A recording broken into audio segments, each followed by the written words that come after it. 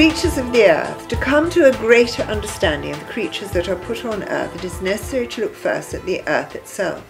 No creature that has lived even many millions of years ago is an accident or an experiment, as has been suggested by some, but a carefully planned living thing fitted exactly into its environment, and having its set task to perform, and its place to fill exactly suited to the environment.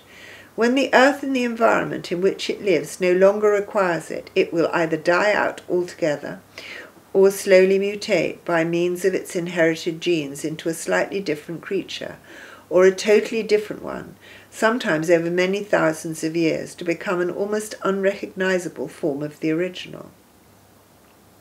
All things that live on the earth must be part of a careful plan, a plan which is not difficult to understand by those who have sufficient intelligence and wisdom to look carefully enough at the environments of different animals and their needs.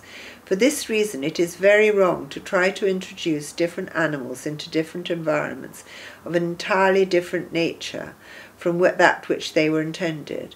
This can bring about untold harm, destroying vegetation, other important species of animals, and all manner of other dangers, and all too often ignored by some who consider themselves knowledgeable, but have not taken sufficient trouble to come to a true understanding of the careful design of the nature of natural things.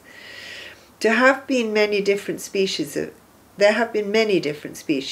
Actually, before I go on to that, I mean, that is illustrated by the fact that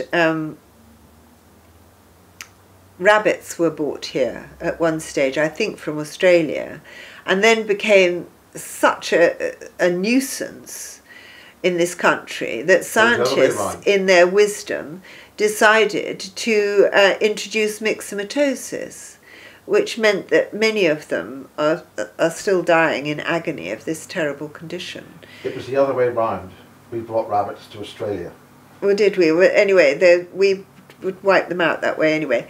So, and then also dinosaurs. Dinosaurs were introduced, it's in another dictation, dinosaurs were introduced to try and sort out an enormous amount of vegetation that was that grew as a result of mankind growing crops in the equatorial areas of the world where nothing is ever supposed to be, and ruining the weather systems.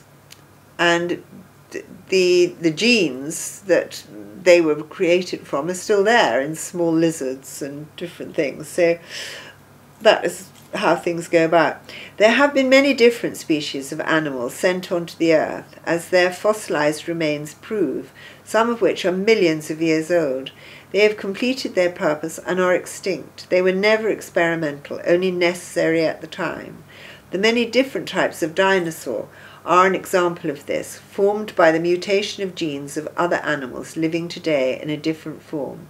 They completed their task and died out without the help of any meteor.